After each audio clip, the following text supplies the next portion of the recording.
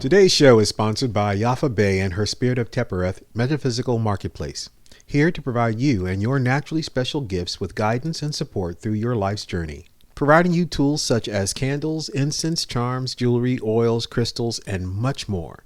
Visit them at 1273 West Broad Street in Columbus, Ohio, or online at spiritoftepereth.com. You can find all our sponsors' information in the show notes on our website. Now let's start the show. The controversial group leading in charge, ADOS, or the American Descendants of Slavery. The controversial group ADOS. ADOS, or the American Descendants of the controversial group ADOS.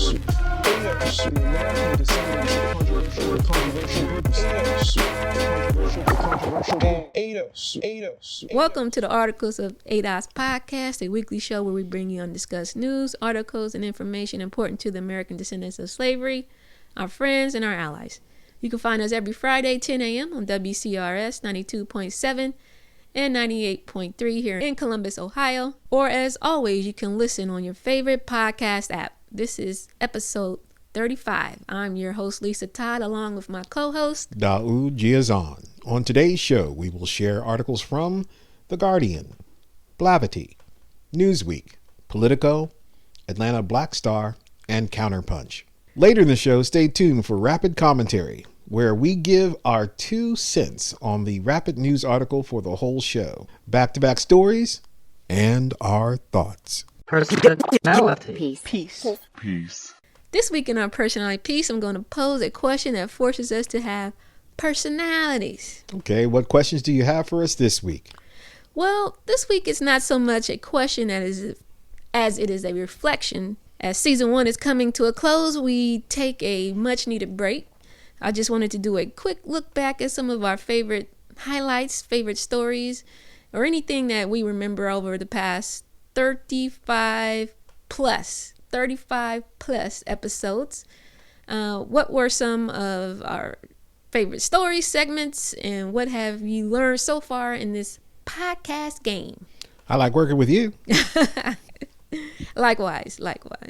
So your thoughts up first. Your thoughts. About the year in review, basically? Yeah, the past season 1 review, basically, and your thoughts. Well, I really liked working with you, as I said, and I like creating with you, and I like your mind and how you planned everything. I just sit back and talk.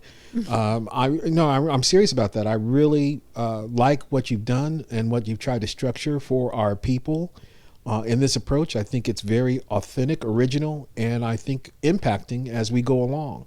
I really appreciate working with you, and I appreciate your mind and what we're doing here.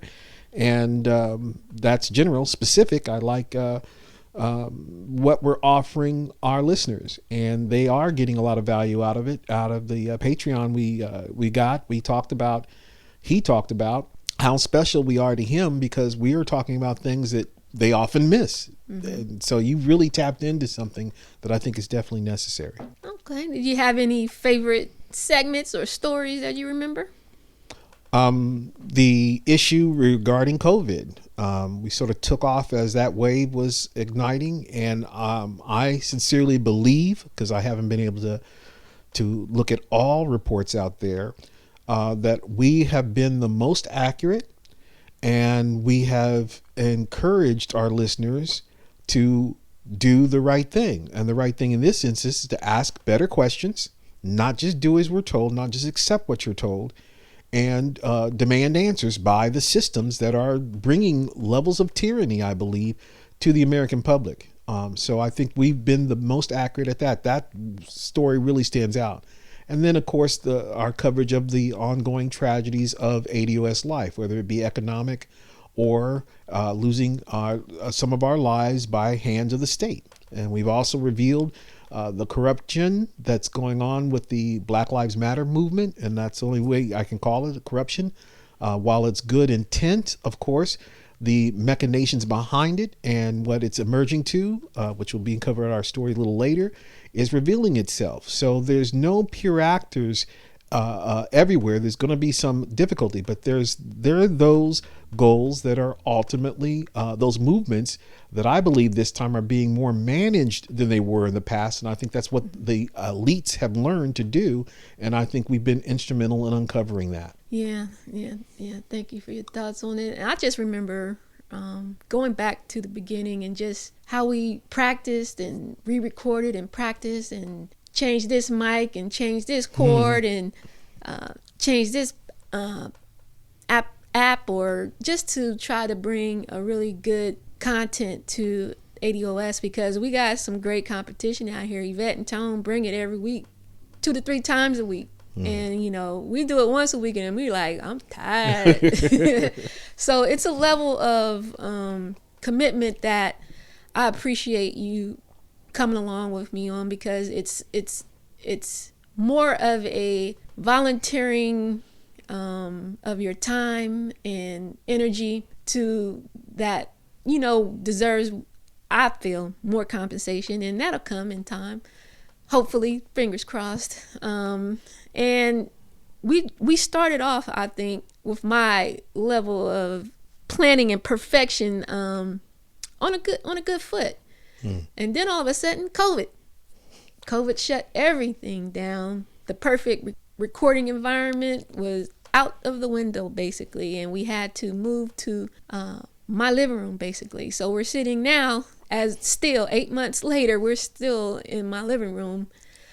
So like we said numerous times, if you hear a bird, if you hear a car, a motorcycle pass by, rain, thunder, lightning, just know that we hear it too. And that but because of COVID, we've had to change a few things, and we've accepted it, and I feel like it really didn't hinder the podcast in any way. So that's what, as a highlight to me, is the COVID shutting a lot of our pre-planning down. I love the fact that a lot of our listeners are engaged in their own way, whether it's for 5 minutes or whether it's for the whole show. They still connect with us. They still leave us messages like, about the show, and the comments on the YouTube channel are starting to pick up. So if you're not familiar, please go over to YouTube and subscribe to our show on YouTube, so you can.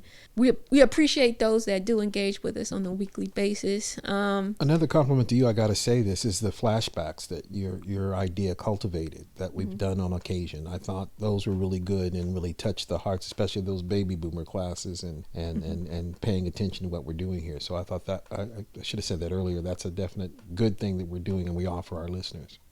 Yeah, no. You mean like in the episodes? Yeah, the flashback episodes. I can't remember the term right now. Archive dives. Archive dive, yeah. The archive dives. We used those when we needed a break, and and so but those episodes I learned a lot during those episodes. You find out what our life was like over the if there is news, because it was a lot of times difficult to find news online, really, during those years. If it wasn't really mainstream, then it wasn't really particularly specific to ADOS life, and really it was just Ebony and Jet, and then they're not archived really well online. So it's the information on ADOS life is scarce. Pre-internet, basically. So hopefully someone is archiving that information and preserving that history, because we're going to need it for the babies to know their history. But yeah, archive dives are some of my favorite. Another really favorite episode was pretty one of our early on episodes, trolling Russians. Yeah, I love That was I think the first time I used the audio clip of a actual news footage, and it just seemed really well, and it kind of was going along with, because we were fighting a lot of Pan-African and a lot of back and forth about us being Russian bots. Yeah, ADOS being Russian bots at the time, and it just answered the question like, listen, it's not ADOS that you got to worry about, that's the Russians bots. And not only is CNN and the Democrats behind a lot of this hype over whether or not Russian bots are behind the misinformation campaigns online, but it's actual. There are times where what you really do have to be worried about is actual trolling farms. So there are many types of trolling farms, and the Russians not only used their own farms, but they were using at the time, I think it was Nigerian. Was it Nigerian? It was in Ghana. Ghana. That's the story right. we did. Ghana. Yeah. So that was one that you had chosen, and I really liked that main event. Our main events are most of our articles we choose are our own, unless we inform each other like, hey, I need you to pick up a couple articles for me. I can't do it this week or whatever. Like this week, where I needed Daud to, find me a few articles. So for the most part, we're picking these main events and rapid news so that we think that it can connect with you, think that, maybe this is something you overlook or missed. And for the most part, we've chosen some really great main events. Yeah. I really like that one we did of the seniors taking on children. That was really good. Yeah. And actually in this one, my other favorite was called Gentrified Myself Right Out of a Job, dedicated to the one and only Joyce Beatty. So the one you mentioned was episode 3. So the first, or maybe 4. So episode 2, 3, and 4 we just mentioned were number 1 pre-recorded before COVID, and we were running those before we kind of like a preview. Before we went to more news that happened that week. So we had time to perfect our craft, and get it. So those back-to-back episodes were some of my favorite, and I see yours is for yours. I think that was called Grand Family. Yeah. You mentioned that. Yeah. So I really like doing the podcast.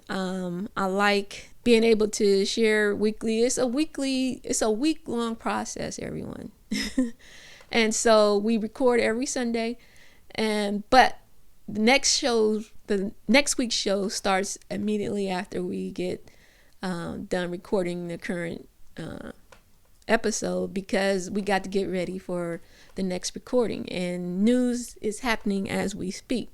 So it's fast paced, especially if I have ADOS life to contend with, and children and other families that you're working with, and other things that you're doing in your own life, and just trying to make sure you're good yourself. So it's demanding at times, and so I appreciate your commitment to it, and staying 10 toes down with me here through this process, because not only are we responsible for the Articles of ADOS podcast, we're part of the news and information team at ADOS Columbus, which is another level of commitment that you stood up for and decided to lead, which I appreciate. And then just being an ADOS Columbus member and being involved in trying to build ADOS Columbus. So I appreciate all the work you do. Thank you. Catch the fire. If you're ADOS, an ally or friend, we encourage you to connect with a local ADOS chapter and help change your local politics. Our ADOS Ohio chapter in Columbus meets every 4th Sunday of the month. For more information on the time and location, visit adoscolumbus.org. You can also get more information on the ADOS movement, our politics, and the agenda. Please visit ados101.com. In today's Rapid News Reports, we will provide rapid articles, the whole show, and giving you our 2 cents on each of the stories, all in some way affecting you and your ADOS life. Up first, we have Minneapolis City Council to take $7.7 million from its massive police budget to invest in alternative forms of conflict resolution. Tagline: the city where George Floyd was killed was forced to make cuts to all budgets due to declines in tax revenue from the coronavirus pandemic. From the publication Blavity, Author and writer John Grigg. The Minneapolis City Council has decided to devote a small portion of the city's police budget to alternative methods of policing, including violence prevention specialists and mental health crisis teams, according to the Minneapolis Star-Tribune and the Washington Post. In a budget that was approved on Thursday, $7.7 million from the $179 million police department budget will now go toward supporting other methods of conflict resolution. After the police killing of George Floyd on video this summer, there were widespread calls for the city's police to defund the police, but city leaders quietly backed off of any plans that would see any major changes to the city's police department, and even struggled just to push through the relatively minor $7.7 million change. The Washington Post reported that Mayor Jacob Frey threatened to veto the budget because of the $7.7 million shift, and only backed off of the threat when the city council agreed to remove another section that attempted to reduce the city's 880-person police force by 130. I graded this story good. I guess this is a form of defund the police. I do see the reluctance of these city officials in their attempt to decrease law enforcement's budgets needed in order to keep the formerly enslaved descendants in line. So, I don't know, what are your thoughts on $7.7 million out of $179 million police budget? Okay, well, I'm a little controversial with this response, but I'm not for defund the police. It's amounting to stubbing our toe and ignoring the fact we spilled hot liquid on our lap. But because we stubbed our toe, we got to go and try to comfort the toe. A lot of this is white reactionary. I wouldn't doubt that the defund the police statements gained traction because the white media helped it to gain traction because it was possibly started by some PR firm. That's number one. The biggest thing that the black community, the people that are suffering the most because of these police killings, which is justifying the protests and all this other stuff, the number one thing that has always come out of the black community since the 60s has been community control of the police force. This is, I believe, a diversionary tactic to get us away from that. Okay, now to this story. We covered previously that there is some sort of body that undermined the attempts to defund the police. And that's what I was saying when I think I am the one that did the story that said that there are machinations at foot that are undermining that, which is why I believe it's a false rabbit we're chasing in terms of defunding the police. We're not telling the community and the society purposely that the white establishment, after taking jobs abroad through globalization, left white males who had been formerly preferred in the systems of high-wage jobs. They've diverted them into security forces, whether it be for office buildings all the way to police forces. And that's why police officers are sometimes millionaires retiring, because they've offered that as an incentive and compensation to some white males so they don't go off and go crazy in militias. They can now do so in police forces, which is another why you equip them with military, because they're going to operate as invading armies in lower caste communities. So the truth is, defunding police is a short-term thinking solution to a system-wide problem of both globalization and exploiting the bottom caste, so that the white middle class is diverted to what the real problems are. The real problems are white elite decimations of the economies of the society so they can exploit labor abroad, because unionization was organizing black and white people, particularly white men and black men, to benefit from organizing better deals in the workplace. Well, globalization allowed them to sidestep that, and all they've done to give white men the former preferential treatment they used to have in the labor force, they've now diverted to security forces. We got to bring it back to we got to bring it back to $179 million. If $170 million is going to police, and maybe $50 million to education, maybe $10 million to housing, maybe $10 million to social protections like food stamps and medical. If the majority of your budget is going to police, and and majority of those who are police are ADOS, there is a discrepancy in there, and there Definitely. is. So, no, you don't. I don't. The slogan you may not agree with, but balancing and creating and having a city be having a well balanced and funded programming across the board is a lot of time is the reason why you need so much police is because you are faltering in all the other areas, the education, the social. So it's a system-wide problem. So it's not just policing that we got to deal with that's been overfunded. It's also schools that have been underfunded, which you mentioned. It's also been high-wage jobs that have been displaced. This that was has crumbs. to be dealt with.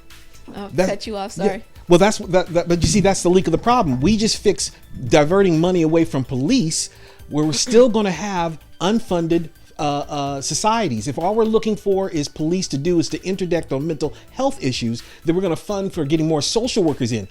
We've got to fund better paying jobs also, so that people are not so crazy by a desperate system. And that's not even being talked about here, which is why I believe defund the police is a slogan. I'm not against the slogan. I'm against the fact that it's being used as a solution.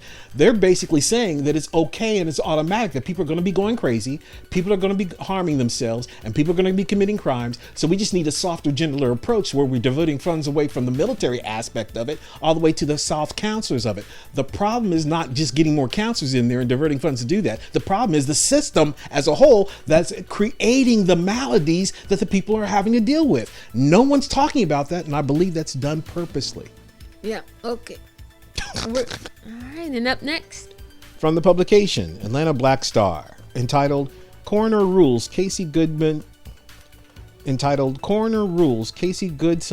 Death a Homicide as Police Chief Welcomes DOJ Civil Rights Investigation for Transparency. Writer Matt Bruce.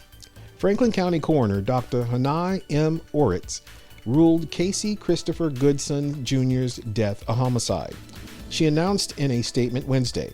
Jason Meade, a Franklin County Sheriff's deputy assigned to a U.S. Marshals Fugitive Task Force, shot and killed Goodson outside his family home in northern Columbus, Ohio, December 4th. Authorities initially claimed Goodson brandished a gun as they gave preliminary indications that the fatal shooting was justified. Law enforcement officials say Meade, a 17-year SWAT team deputy, saw Goodson driving down the street waving a gun and followed him to his yard to confront him. It remains unclear how that confrontation led to the shooting. An investigation by local news outlet 6 On Your Side found Meade received an oral reprimand in March 2019 for violating rules and regulations for deploying his taser on a suspect and didn't notify his supervisor or communications about the use of force. Additional records showed Meade received less than satisfactory marks on his 2010 performance evaluation, where it was noted that he seems to be content with only doing the bare minimum to get by. A more recent evaluation noted he was highly motivated. A weapon was recovered from the scene, according to a Franklin County Sheriff's Office statement that cited the U.S. Marshal's Office. No body cam footage from the incident is available because Franklin County Sheriff's deputies assigned to the task force aren't outfitted with them. CPD stressed that no officers or civilians bore witness to the shooting in an update Wednesday. During a Tuesday interview on The Breakfast Club, Sean Walton, a Columbus civil rights attorney retained by Goodson's family, explained that relatives in the home heard 3 gunshots and saw Goodson fall into the kitchen. His key still hung in the door. At that point, his 5-year-old brother started screaming. His 3-year-old cousin started screaming. And 72-year-old grandmother came into the kitchen and saw her baby on the kitchen floor in a pool of blood with Subway sandwiches lying next to him. Walton said during the interview, "That's the story, that a man was executed walking into his own home. It was not that a man was waving a gun." A GoFundMe page set up for Goodson's family had raised nearly $78,000 by Wednesday evening. I graded this report good. Stand up for Casey Goodson Jr., his family, and his loved ones. Call the following numbers and demand: 1. Jason Meade be immediately fired from the Franklin County Sheriff's Office. 2. Jason Meade be arrested and charged for the murder of Casey Goodson. 3. The Franklin County Sheriff's Department immediately start wearing body cameras. And 4. The Franklin County Sheriff's Office operate with full transparency and accountability in an independent investigation. Comment: #Justice for Casey Goodson after you've called Dallas Baldwin, Franklin County Sheriff's Department, 614-525-3333. Andrew Ginter, Columbus Mayor, 614-645-7671. Mike DeWine, Ohio Governor, 614-644-4357. Ron O'Brien, Franklin County Prosecutor, 614-525-3555. And next, Representative Joyce Beatty elected chair of Congressional Black Caucus. Tagline: the Congressional Black Caucus is nearly 60-member group of U.S. representatives and U.S. senators dedicated to creating more opportunity and equality for Black Americans. From the publication Spectrum News 1, author and writer Taylor Populars. Come January, on the start of the caucus' 50th anniversary, Ohio Congresswoman Joyce Beatty will take over as its chair. It's not like I'm starting from scratch. I'm going to build on the 50-year foundation, Beatty said in a virtual interview Saturday, her first TV interview since being elected chair. The Columbus Democrat, who represents Ohio's 3rd District, has been vice chair of the caucus for the last 2 years and is a close ally of House Speaker Nancy Pelosi. In the interview, Beatty explained what she will prioritize following a year that saw nationwide protests after the murder of George Floyd and the start of the coronavirus pandemic that has disproportionately impacted Black Americans. It's a 3-pronged pandemic when you look at the healthcare, of course, but it is also an economic pandemic that is married to that. And it's a social injustice pandemic that's married to that. So it's a 3-pronged number one for the first 100 days of my leadership, she said. Beatty becomes the 3rd Ohioan to chair the CBC. Cleveland Congresswoman Marcia Fudge of the 11th Congressional District served a few years back, and the late Congressman Louis Stokes helped found the caucus. Both the majority and the minority, whether you're a Democrat or Republican, really do need to involve the Congressional Black Caucus because they are so numerous and because they do hold so much sway politically, as well as policy-wise when it comes to either developing a bill or getting the votes to make sure it passes, Cafaro said in a Skype interview Monday. Beatty said she's already been in touch with constituents back in her district to help form her platform as chair. I graded this article okay. Can you imagine having a nearly 60-member group of politicians who can't go against Pelosi or the party? I recently saw her in an interview with Roland Martin where she was trying to answer to the Black society why the CBC has such a poor PR relationship with the Black society. And her response was they just need to do a better job of getting the word out. I would say your mission statement and your advocacy, open advocacy, even going down to the border advocating for non-citizens is a major part of your problem. The CBC has a lot of power. I almost attempted to laugh when you read that. In the sense that withholding a vote and voting for something can make the difference in whether a bill is passed or a bill is dropped. Yep. You have political, what do you call it? Political clout. Yeah, in some way political clout and what's that where you can hold something over somebody? Mandates, as political mandates, as well as it's a part of negotiation. It's not even coming to my mind. But the problem is, and when you read the statement, I was tempted to laugh because they don't use that power. And they do use the power, but they use it in the interest of white elites in the party, like Pelosi. So they've been co-opted. Since Clinton, they've been effectively co-opted to doing the bidding of the Democratic leadership, not securing and adhering to the needs of their constituency. Yeah, she also said it when in the end that she was in touch with her constituents back home on how to kind of create her platform as a leader. Really, it's just that simple. What do they need? It's the constituents over the party, not what Pelosi needs. So start there. Start with not whatever Pelosi wants. Do the opposite, and you will be on the right track with the people. So it's about protecting people's rights. It's about inserting equality into our systems and debunking and not defunking, but and dismantling anything that resembles inequality. You said it right when we did the story on her that was broken by The Intercept. She is not a part of our class. She and her husband have been made multimillionaires in the positions that they're in. While their plight has gotten better, the community's plight, the 3rd District's plight, I don't know. I don't think it's done as well as theirs. And so her class interests are not her constituency's interest. And in this position, maybe she'll be driven to make some changes because she came so close in this election, this recent election.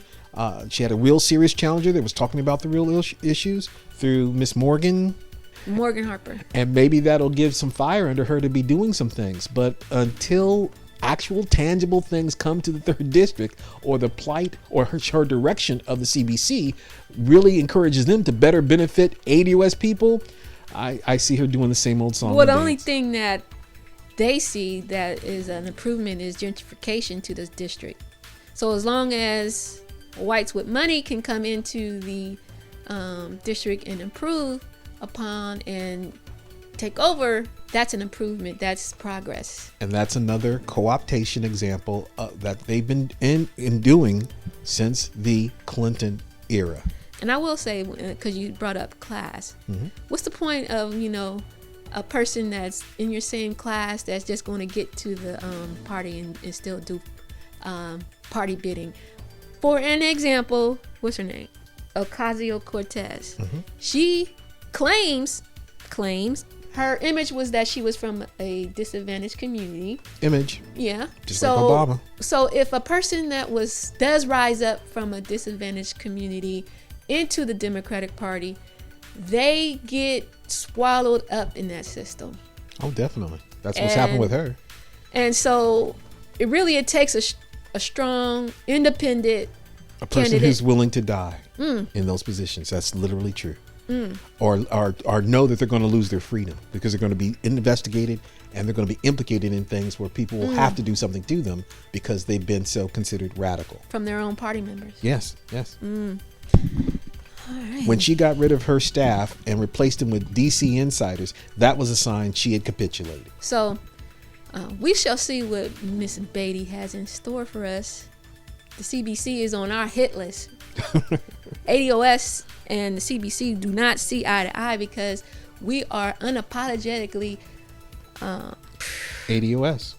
We are unapologetically ADOS. We are unapologetically black. And we don't make any excuses or run from the fact that we know our community is in dire straits and our community needs to put the mask on first before we help others. So Joe Biden can miss me with that. We need to be working with everybody, and we need to. I'm going off on another president. Yeah, we're going to get that later. All right. So up next, from the publication Counterpunch, entitled "Barack Obama and the Death of Idealism," writer James Bovard. A dozen years ago, Americans were enthralled by the newly elected president from Illinois. After the deceit and demagoguery of the George W. Bush era, Obama's first presidential campaign, with its "Yes, we can" motto, swayed Americans that he could personally restore the moral grandeur of government. Its idealism was epitomized by the famous Hope campaign poster that practically deified the candidate. Practically the entire world joined the race to canonize the new president. Less than 12 days after he took office, Obama was nominated for a Nobel Peace Prize, which he received later that year. Indian Prime Minister Manmohan Singh declared at a White House state dinner, "We warmly applaud the recognition by the Nobel Committee of the healing touch you have provided and the power of your idealism and your vision." Shortly after receiving the Peace Prize, Obama announced he would triple the number of U.S. troops in Afghanistan. The Peace Prize helped insulate him from criticism as he proceeded to bomb 7 nations during his presidency. Obama-style idealism quickly became a shroud for federal atrocities. On Holocaust Remembrance Day on April 23, 2009, Obama called for fighting the silence that is evil's greatest co-conspirator. Ironically, on the same day, Obama decided to oppose creation of a truth commission to vigorously investigate and expose Bush administration crimes. After Obama visited CIA headquarters and praised his audience for helping to uphold our values and ideas, Obama chose not to prosecute any CIA officials who created a secret worldwide torture regime because it's important to look forward and not backwards. Over the next 5 years, Obama administration officials vigorously fought a Senate investigation into Bush torture abuses, and Obama personally defended the CIA after it was caught illegally spying on the Senate to thwart the inquiry. The Obama administration also torpedoed every lawsuit by a torture victim in the U.S. court. I graded this story excellent. This article gives a full account of Obama's decisions, which are his legacy. As we, or the Articles of ADOS, played last episode of Obama in his own words, his protection of Bush Jr. war crimes, expansions of war for profit, and economic miseries for lower caste Americans generally, and ADOS specifically, were merely displays, not of Republican obstructions or sabotage, but were genuine displays of Obama's Reagan-style republicanisms and a devotion to his Bush family CIA white slaveholder affinities and lineage. And next. Racism literally ages Black Americans faster, according to our 25-year study. Tagline: stress due to racism can wear and tear on the body, literally getting under the skin to affect African Americans' health. From the publication The Guardian, author and writer Sierra Carter. I'm part of a research team that has been following more than 800 Black American families for almost 25 years. We found that people who had reported experiencing high levels of racial discrimination when they were young teenagers had significantly higher levels of depression in their 20s than those who hadn't. This elevated depression in turn showed up in their blood samples, which revealed accelerated aging on a cellular level. The data was there, so why did it take coronavirus to wake us up to racial health inequalities? Our research is not the first to show Black Americans live sicker lives and die younger than other racial or ethnic groups. The experience of constant and accumulating stress due to racism throughout an individual's lifetime can wear and tear down the body, literally getting under the skin to affect health. These findings highlight how stress from racism, particularly experienced early in life, can affect the mental and physical health disparities seen among Black Americans. As news stories of Black American women, men, and children being killed due to racial injustice persist, our research on the effects of racism continues to have significant implications. COVID-19 has been labeled a stress pandemic for Black populations that are disproportionately affected due to factors like poverty, unemployment, and lack of access to health care. In 2019, the American Academy of Pediatrics identified racism as having a profound impact on the health of children, adolescents, emerging adults, and their families. Our findings support this conclusion and show the need for society to truly reflect on the lifelong impact racism can have on a Black child's ability to prosper in the U.S. I graded this article concerning, and I understand it. Doing activism work, experiencing racism, and we have to, in this time, remember to take care of ourselves. It's necessary physically and mentally. This article also draws the need for ADOS approach to solving this, which is reparations and a Black agenda, not just some vaccine.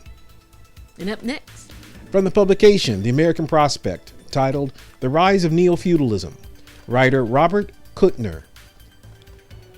The history of the modern democratic state can be understood as a story of shifting authority in lawmaking, first from private potentates to sovereign monarchs, and then to publicly accountable democracies. Today, this centuries-long democratizing trend is rapidly being reversed. Western democracies are not simply embracing neoliberalism in the sense of deregulating the economy.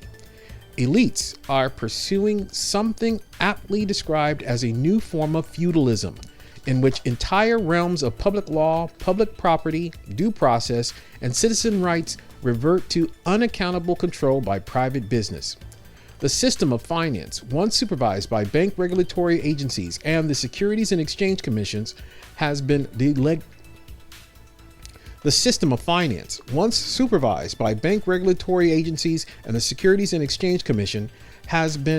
delegated to private realms of law. The financial collapse of 2008 is best understood as the seizure, corruption, and abuse of entire domains of regulation and jurisprudence. Laws to protect workers and consumers reflecting 70 years of struggle to expand rights are now erased by compulsory arbitration regimes. Trade law permits similar private tribunals to overturn or sidestep public regulation. tech platform monopolies have created a proprietary regime where they can crush competitors and invade consumer privacy by means of onerous terms, often buried in online terms of service provisions. The unity of common scientific inquiry has been balkanized by confidentiality agreements and abuses of patents as scientific knowledge comes to be owned by private entities. Companies like Monsanto, manipulating intellectual property and trade law, prevent farmers from following the ancient practice of keeping seeds for the next planting seasons. This is not deregulation or neoliberalism. It is legally sanctioned private jurisprudence, neofeudalism. I graded this report excellent. It is also reminiscent of the Dark Ages of Europe, basically reenacting in modern day American society. Are you busy? Is the news coming so fast you can barely keep up? No worries. The Articles of ADOS podcast is here to help. Hit the subscribe button wherever you're listening right now, and we'll make sure you stay up to date on the news and information that affects you and your ADOS life. And next, Trump tells Georgia supporters Dems will take over your farm, prompting racism claims. From the publication Newsweek, author and writer Benjamin Fearnow. President Donald Trump warned Georgia rallygoers Saturday evening that Democrats are going to take over your farm, prompting criticism that he's touting false South African white supremacist narratives about blacks being given white farms. Trump cautioned attendees at a Valdosta, Georgia rally Saturday that the government will begin confiscating their land and firearms if Democratic Senate candidates Raphael Warnock and John Ossoff win the upcoming runoff elections. The president reignited criticism from 2018 when he told the U.S. State Department to investigate if white farmers were being killed and having their farms confiscated by the post-apartheid governments seeking reparations. Fox News host Tucker Carlson ran an August 2018 segment in which he labeled South African President Cyril Ramaphosa a racist over right-wing theories which have since been debunked. Trump painted a dire picture of a communist confiscation under President-elect Joe Biden and the Georgia Senate candidates, also telling the predominantly white attendees they will confiscate privately owned firearms. I graded this article poor, or maybe Trump poor. He's definitely been out-cheated, and all he's doing now is reaching for anything that'll stick. Yeah. So basically, we're still dealing with this guy, and I don't see it changing. I don't either. Yeah. So I blame America for having to deal with him now into the future. Exactly. Past, present, and future. Exactly. You thought you got rid of him, huh? He's still here kicking, smiling, and lying. But he's not the only one. And up next, from the publication The Intercept, entitled Inside Biden's Meeting with Civil Rights Leaders. Tagline: in a recording obtained by The Intercept, Biden was unenthusiastic about executive action and warned against police reform before Georgia's Senate runoffs. Author Ryan Grimm. On Tuesday, a group of civil rights leaders urged him privately to take a slew of executive actions during a 2-hour virtual meeting. While Biden didn't close the door to anything specific, he was far from enthusiastic about the idea of using executive action. A recording of the virtual meeting attended by Biden, Vice President-elect Kamala Harris, and civil rights leaders was obtained by The Intercept. Biden made his comments unprompted, referencing an earlier remark made by NAACP President Derek Johnson, who had warned that appointing Tom Vilsack to be Secretary of Agriculture would anger black farmers in Georgia, as well as black voters generally in the state, for whom Shirley Sherrod was a hero. Sherrod was fired by Vilsack from her position as Georgia Director of Rural Development for the U.S. Department of Agriculture during Vilsack's previous tenure as Agriculture Secretary during the Obama administration. Her firing was quickly revealed to have been a mistake and based on an incomplete airing of a video by the late conservative provocateur Andrew Breitbart. Particularly in Georgia, Johnson noted Vilsack's capitulation was still a sore spot, and nominating him would be disastrous electorally. If you consider the victory that you appreciated in Georgia, it was around 12,000 votes. And so, as you consider appointments, you also must consider what impact would that have on voters in the state of Georgia. And I will submit to you that former Secretary Vilsack could have a disastrous impact on voters in Georgia. Shirley Sherrod is a civil rights legend, a hero, Johnson said. Toward the end of the conversation, Biden raised Johnson's remark to dismiss it, saying that Johnson would soon learn more about Vilsack's record. It also wouldn't be prudent to have that fight before the Georgia runoffs, he said, before adding that police reform should also be avoided. I also don't think we should get too far ahead of ourselves on dealing with police reform in that, because they've already labeled us as being defund the police anything we put forward in terms of the organizational structure to change policing, which I promise you will occur. Promise you, Biden said. I graded this article good. Repeatedly, Biden made reference to how the slogan defund the police cost him votes, which made the presidential election close and Democratic congressional seats so few. This is a bold-faced lie. Their goal is to limit thought, to limit a progressive and revolutionary agenda like reparations, to get Democrats' most loyal constituency to gravel. The very constituency he himself admitted gave him the election to be satisfied with nothing. They are attempting to use that slogan just like they used that Russia hacking gate lie to deflect from the needs of the people. Is there evidence for what I am claiming? Not once have Biden, Clyburn, or Obama shown data that indicated it was that slogan that caused the negative impact on Democrats. What caused it? The Democrats' attempt to run on anything or anyone other than Trump was barely a winning strategy. They are running a game on us to deflect on the fact that they are Republican light. Joe Biden gave black people, black civil rights leader, his butt to kiss. He said basically all the things that really what you didn't ask for, but you wanted to ask before the election. The things you wanted to ask me, forget about them. I know you're asking for them now, but we got an election to win. We need Warnoff. We need Ossoff. Both of them with weird names. We need those two guys. But you get who you vote for, as I said many a times in here. So black leaders who were quiet and didn't push back, you're going to use this as a, but we did ask Biden and he said no. Well, you keep asking, you keep fighting. You use their 60-member CBC to not vote for anything that they want. You use your leverage. I couldn't think of it earlier. That's what it was. You use your leverage, CBC. He is not your friend. You're not there to make sure you're on his good side and not upset him. Unless you're just there for a job or some money. What are you there for? Are you there for your constituents? There you go. No. You're there to be a careerist. Shout out to Yvette for always pointing that out. But I'm end it there.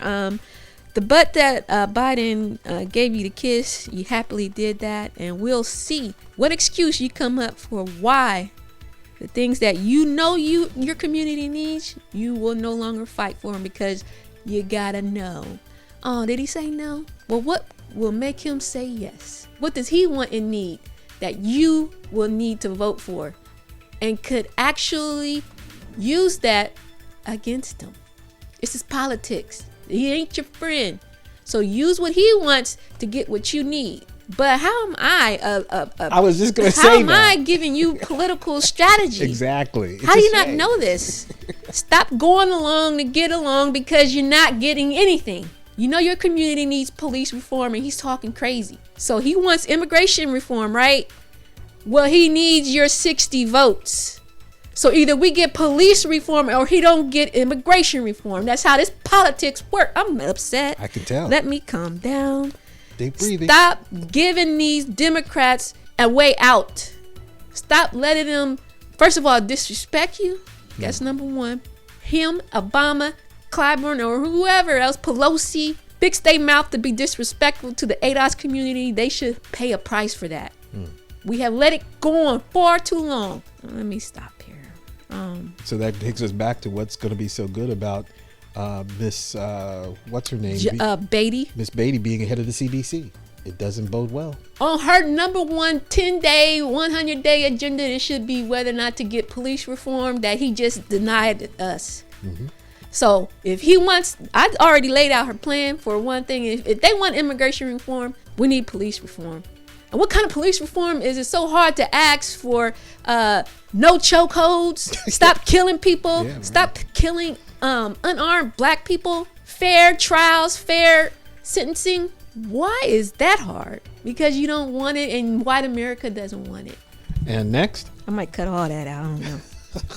Silencing black radicalism since the Cold War.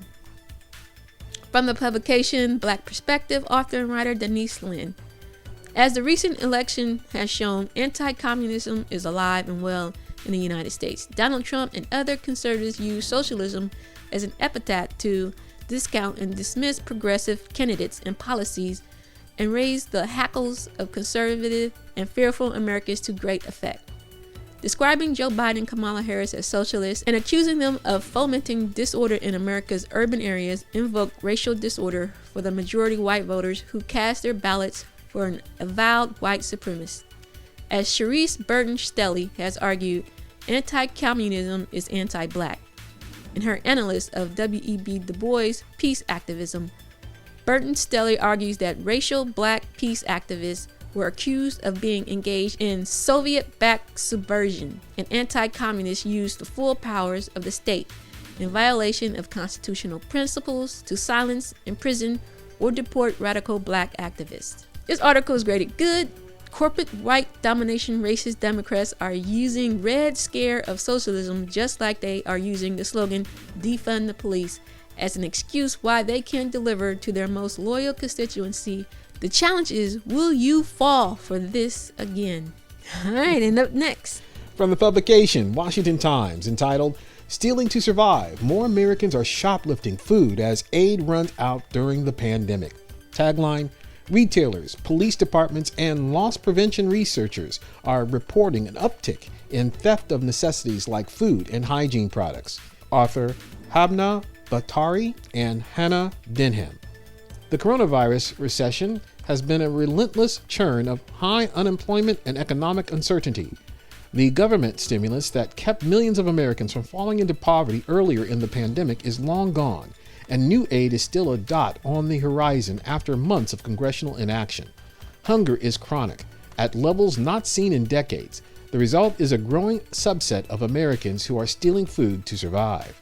Shoplifting is up marketably since the pandemic began in the spring and at higher levels than in past economic downturns, according to interviews with more than a dozen retailers, security experts, and police departments across the country. But what's distinctive about this trend, experts say, is what's being taken. More staples like bread, pasta, and baby formula. We're seeing an increase in low-impact crime, said Jeff Zinser, chief executive of workplace security from Aegis. It's not a whole lot of people going in, grabbing TVs and running out the front door. It's a very different kind of crime. It's people stealing consumables and items associated with children and babies. I graded this article good. Excellent that this is being covered. Poor, given this has been a significant problem since 2010. Yet the group disproportionately experiencing this were ADOS, and therefore were not considered worth coverage. The only thing covered was the increase in crimes black people were committing. This is being noticed because whites are entering this mode of survival in increasing numbers. Poor again that they are still programming you with the notion that the desperation is solely due to COVID and not the fact that the economy was collapsing since September 2019. The supply chain was only supposed to cause disruptions for 3 months. It will be a year in March. They are lying. And next? NYPD cops cash in on sex trade arrests with little evidence, while black and brown New Yorkers pay the price. Some NYPD officers who police the sex trade, driven by overtime pay, go undercover to round up as many bodies as they can with little evidence. Almost no one they arrest is white. Publication Rolling Stone, authors and writer Joshua Kaplan and Joaquin Sapien from ProPublica. One summer night in 2015, a community college student was driving home through East New York and Brooklyn when two women on a street corner waved for him to stop. He thought they might need help, so he pulled over and cracked his window, but the pair had something else in mind. "Do you want to have some fun?" he recalled one of them saying. "Whoa, no thank you," he responded, and drove off laughing to himself. It was like something he'd seen only on TV. The 21-year-old who was black made it a few blocks before police yanked him out of his car and began to search him. Terrified and unsure of what was happening, he insisted they had the wrong guy.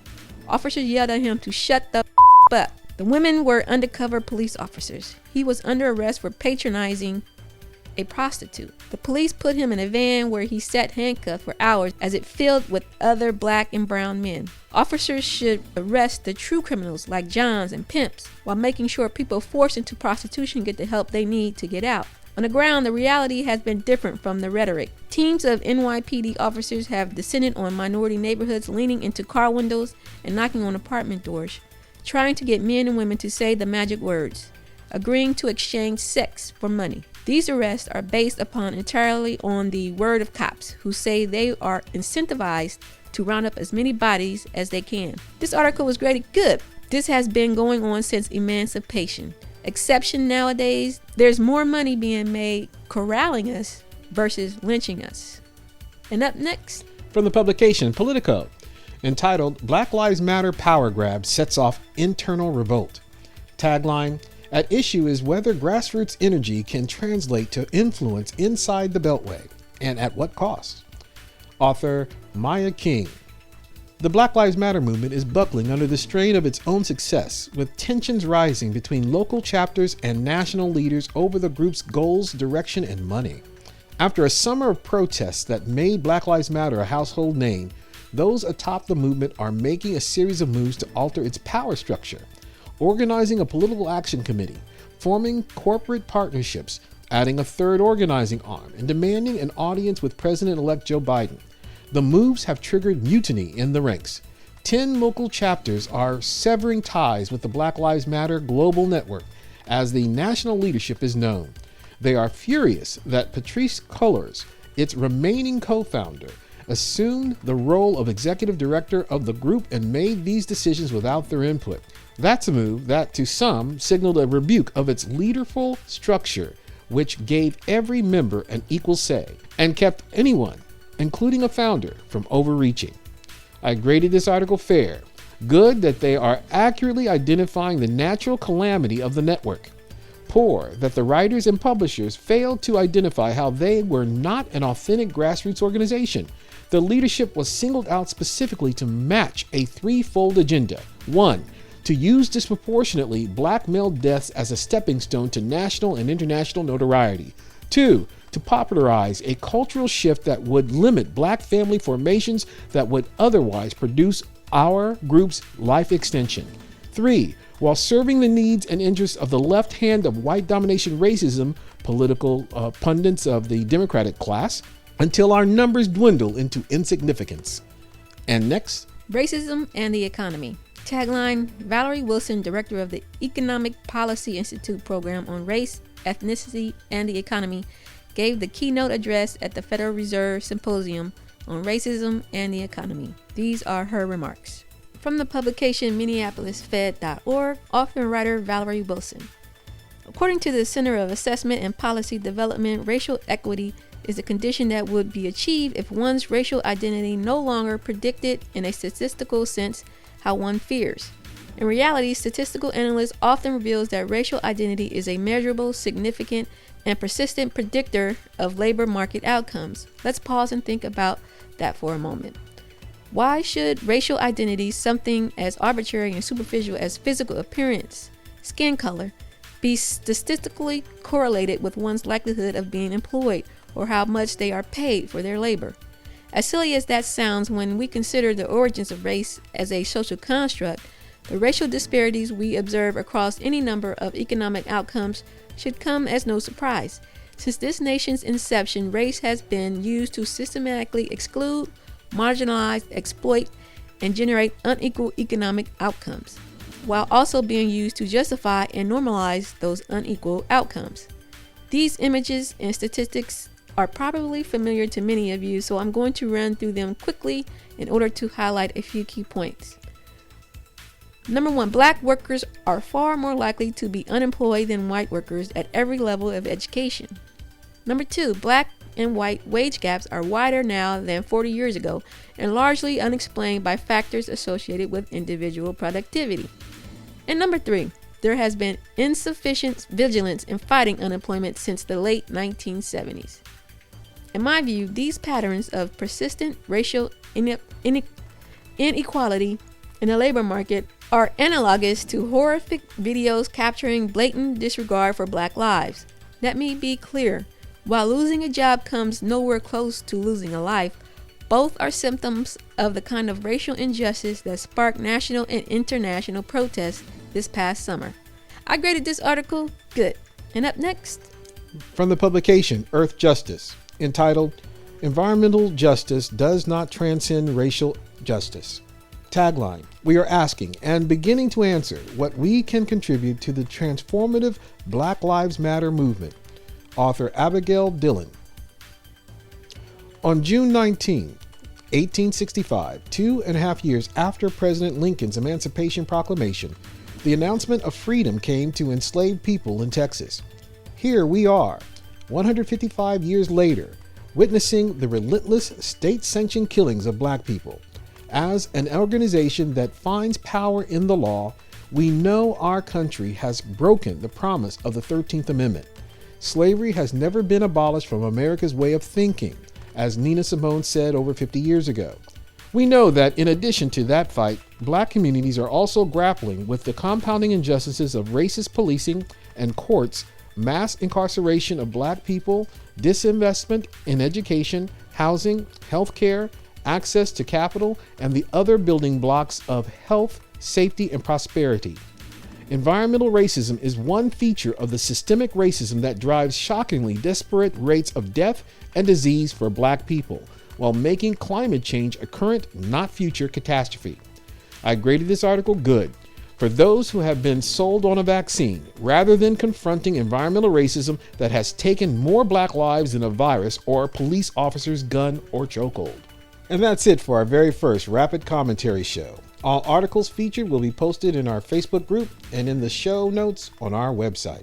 we want to take the time to give our friends and listeners a shout out. Thank you for clicking that subscribe button and for liking and sharing the podcast. You can also continue supporting the show by joining our Patreon, where you can receive exclusive content and promotional items for as little as $3 a month. Sponsoring the show will ensure that we can continue to bring you the news and information important to your ADOS life. So head on over and join us at patreon.com/articles of ADOS. All right, final segment of season 1. All right, so what's your plans during this hiatus? What we got coming up? Plan to going video. Looking at 2 options that will be platforms that we can jump base for both expanding the ADOS message and through news and information, as well as continuing what we're already doing in terms of the ADOS Columbus Defender. I'm really looking forward to it. I'm going to get some much needed rest. I ain't going to lie. Activism work is tiresome, it's stressful, and it's needed. But we also need to know to take care of ourselves. As we learned in an earlier article, fighting racism, experiencing racism is stressful on your mind, body, and spirit. And so taking this time, I'm going to, catch my breath and then start planning. We both got ideas of where we want to take podcasts, where we want to take video content in the future for both platforms, and so that's going to take some planning. Amen. And that's going to take your continued support. So we want to thank everybody that supports the show. Articles of ADOS was just an idea I had, and a lot of you have supported in so much ways. Whether you listening to a show shows up in the numbers, in the analytics, and we see you watching, we see you listening, and even though if you may not comment, we would prefer to hear what you think, but we appreciate you listening anyway. Sometimes I listen to a lot of stuff online and I don't comment, but I listen. Sometimes I go weeks and days without posting anything up underneath Yvette's videos, and then one day I'll just say, good show. So if you find it upon yourself in this hiatus, if you're catching up on a show that you may have missed, if you're catching up on a show that you just like to hear it again, leave us a comment. Let us know what you think. Email us at listeners at articlesofADOS.com if you have an idea for a segment, if you would like to be included in that segment on the show. We want to start including your voices. We've always wanted to have your voices in the podcast, and so if that's every show, we would love it. You know, we got room for you if you have a great idea. So if you have a show segment idea, then hit us up and we'll see how it fits into the show. But any final words for season 1? Had a fantastic season. Looking forward to your next season. See you next season. When will that be? Sometime in January. 2021. Can you believe it? Already 2021. We're coming to get our check.